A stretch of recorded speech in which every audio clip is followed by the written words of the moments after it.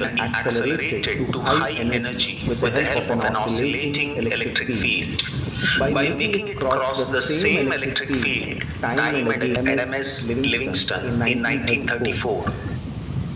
It It is is used to accelerate charged particles like proton and neutrons. This results in production of high energy charged particle. In In nuclear physics, such energized particles are used to bombard nuclei causing nuclear reactions.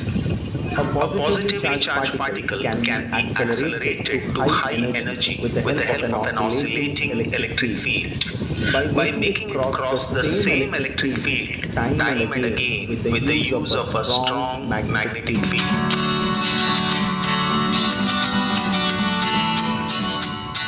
Two hollow half cylinders made of high conductive metals known as Ds are so placed that the straight edge will be face to face with a small gap between them.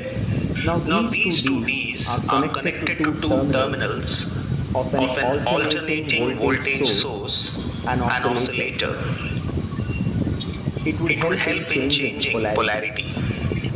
If D1 is in the positive potential, then D2 will be in exact opposite, that is negative potential at the same time. In In this way, they would be oscillating and and an electric field would be created between them. One electromagnet is kept below the two Ds and and one electromagnet is kept above the Ds. Bottom electromagnet will have north pole above and top electromagnet will have south pole below. This would create a magnetic field perpendicular to the direction of the electric field. This This entire arrangement is sealed in a vacuum box. The two Ds create an electric field. The The direction of electric field is horizontal. The The direction of magnetic field is vertical. When we place a positively charged particle, which may be a proton or a combination of proton and neutron both, since D1 is positive, D2 is negative, there is an electric field between them. Now a force acts upon the charged particle and its direction would be the direction of E.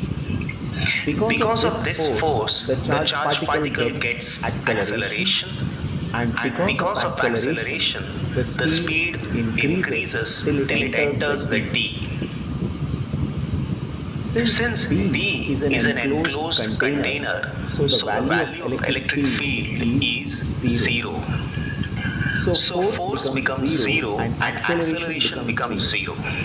So inside the container there is no electric field, but there is magnetic field and its direction is north. The charged particle now moves perpendicular to the direction of the magnetic field. It experiences a force in a direction perpendicular to the plane containing V and B. This force provides the centripetal force and makes the charged particle move along a circular path of radius. R is equal to mv upon q times p. The particle makes a semicircle and comes to the gap. The time taken is t by 2. Because if the time taken to complete one circle is t, then the time taken to complete semicircle would be t by 2. As soon as the particle comes to end, it is influenced by electric field. When the particle was born, its velocity was 0. When it enters the D, its velocity is v. And it is constant because the magnetic field cannot change the velocity. The oscillator will change the polarity. When it comes out of D, it again comes under the influence of electric field.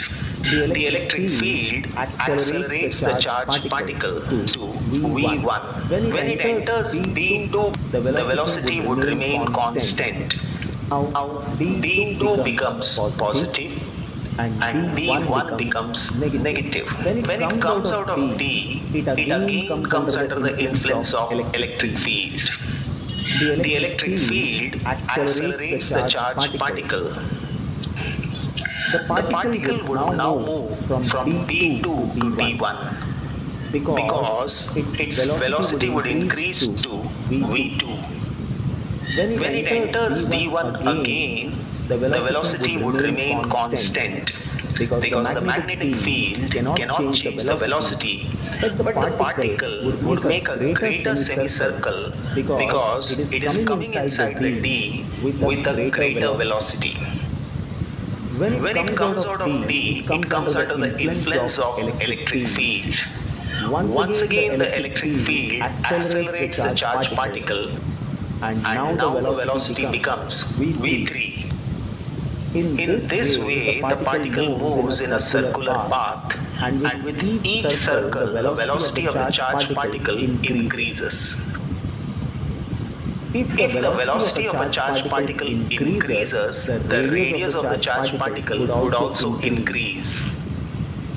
Finally, when the particle has no more space to grow in radius, it is thrown out through a window. With such a high velocity, the particle has high energy and it hits the target.